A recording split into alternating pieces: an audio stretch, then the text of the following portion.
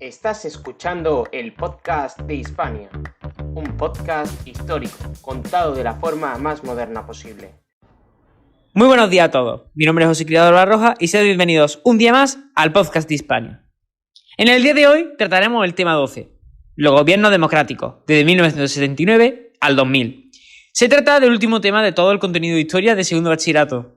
Tratará hechos bastante recientes y que pueden resultarnos bastante familiares, dividiéndose el contenido en los diferentes gobiernos y dirigentes que han pasado por la presidencia una vez culminada la transición, que es el tema anterior si nos acordamos bien. Bueno, empecemos. En primer lugar tenemos el gobierno de la UCD con Adolfo Suárez, entre 1979 y 1981. Tras ser aprobada la Constitución, Adolfo Suárez convocó elecciones anticipadas, anteponiendo a las generales a las municipales, para que el triunfo en las primeras impulsara el triunfo del partido del gobierno en ayuntamientos y diputaciones. La UCD obtuvo el mayor número de votos en las generales en marzo y la izquierda, PSOE y PCE, en las municipales de abril, demostrando así que la sociedad española aceptaba la pluralidad política. En este periodo vemos diversos acontecimientos, entre los cuales destacamos, en primer lugar, el desarrollo legislativo de la Constitución. Esto era necesario para concretar los principios y mandatos establecidos en ella: la ley de educación, la ley de libertad religiosa, ley del divorcio y otras normas. Se dio un desarrollo del Estado de la Autonomía, donde se aprueban los estatutos de autonomía de las comunidades históricas: Cataluña, País Vasco, Galicia y Andalucía, tras el referéndum del 28 de febrero de 1980, en este último caso. El resto de la autonomía tendrían reconocida su estatuto por la vía lenta de la Constitución.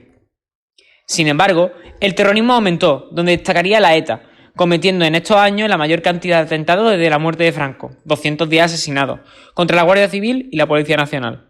Su objetivo era desestabilizar el nuevo régimen político y provocar a las Fuerzas Armadas. La extrema derecha también realizó atentados a entidades democráticas y culturales y contra personas significadas por la defensa de la libertad. Se dio una amenaza de golpe de Estado, debido a las dificultades por las que estaba atravesando el país. Parte de las Fuerzas Armadas piensa que estaba en peligro la unidad nacional. La Operación Galaxia fue anulada, pero se volvió a intentar un nuevo golpe de Estado el 23 de febrero de 1981. Por último, se destaca la división interna de la UCD, debido a la baronía, que eran mini partidos integrados de la UCD con ideología propia, que estaban descontentas sobre todo con leyes como la del divorcio, de educación, de autonomía, etc. Y algunos miembros criticaban el excesivo protagonismo de Adolfo Suárez. En 1981, Suárez presentó su dimisión por la presión de los socialistas en el Congreso, y sin contar con el apoyo de su propio partido, nombrando a Leopoldo Calvo Sotelo como sucesor. Aquí llegamos al asalto al Congreso de los Diputados, el 23 de febrero de 1981. Se estaba celebrando ese día en el Congreso de los Diputados la sesión de investidura del nuevo presidente, Leopoldo Calvo Sotelo, cuando un grupo de unos 200 guardias civiles, dirigidos por el teniente coronel de la Guardia Civil, Antonio Tejero, asaltó la Cámara, en la llamada Operación Duque de Ahumada. Mantuvo retenidos a los allí presentes desde las 18:23 del día 23 hasta las 12:15 del 24. Coincidiría con un levantamiento militar que algunas capitanías generales, como la de Valencia, Madrid y Sevilla, y la captura de emisoras de radio y televisión. La intervención del rey Juan Carlos I en televisión logró detener el golpe de Estado, ordenando al ejército que respetara el orden constitucional. Al día siguiente, los guardias civiles abandonaron el hemiciclo, y los golpistas Tejero y el general Armada se rinden a la ley. 2 días después, el 26, se nombró presidente a Calvo Sotelo. Para ver más detalladamente este suceso, tenéis en el resumen que tenéis disponible en la web una serie de hechos que vienen detallados incluso con sus propias horas, para que tengáis una especie de lista más cómoda en la que podáis ver cómo fue sucediendo cada hecho relevante durante estos 2 días tan intensos. Pasamos al gobierno de la UCD de Calvo Sotelo entre 1981 y 1982. El 26 de febrero de 1981 fue investido presidente del gobierno. Su mandato duró 1 año y medio. Su primera decisión fue cesar al vicepresidente Gutiérrez Mellado, constituyéndose así el primer gobierno de la transición sin militares. España se incorporó a la OTAN, que es la organización del Tratado del Atlántico Norte, en mayo del 82, desoyendo las protestas de la izquierda, que exigía un referéndum. El escándalo del síndrome del aceite tóxico, los debates sobre la reforma universitaria, el nacimiento y el nacimiento de la televisión privada y la tramitación de la ley del divorcio, aprobada en 1981, influyeron a la descomposición de la UCD. Convocó elecciones generales para el 28 de octubre de 1982, en las que la UCD solo obtuvo 12 diputados, obteniendo la victoria por mayoría absoluta el PSOE, Partido Socialista Obrero Español. Gobierno del PSOE, con Felipe González, entre 1982 y 1996. Esta es la etapa que se abre ahora. Su victoria en las elecciones del 28 de octubre de 1982 se puede considerar el final definitivo de la transición española, al pasar pacíficamente de un gobierno de centro-derecha a otro de izquierda moderada. Su lema, por el cambio, había triunfado. Se mantuvo en el poder durante 4 legislaturas.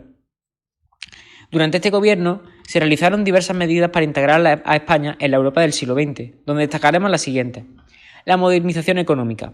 Se aplicó la reconversión industrial de los sectores más improductivos, incluidas las empresas públicas del Estado, que arrastraban grandes pérdidas económicas. Esto provocó 2 huelgas generales, convocadas por UGT y CCOO, Comisión Obrera. Se consiguió reducir la inflación del 13% al 5%. También tenemos la extensión del estado de bienestar, donde se generalizaron las prestaciones sanitarias y se mejoraron la educación pública con la LOGSE y las pensiones.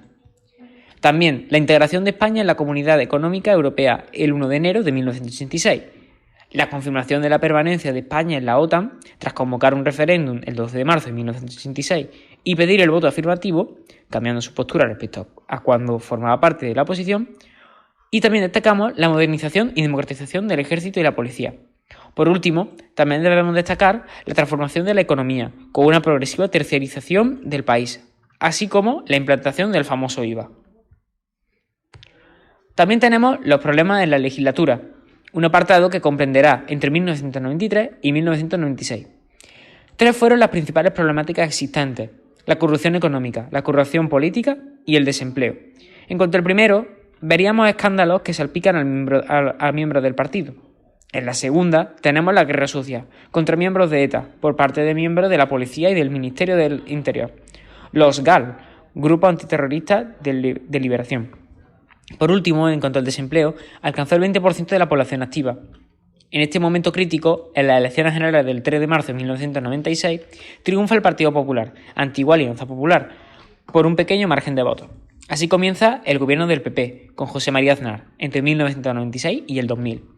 Ganó las elecciones tras un cambio interno del partido, que se alejaba de la idea más derechista que representaba su anterior líder, Manuel Fraga, y adoptaba otras más centristas, representadas por Aznar.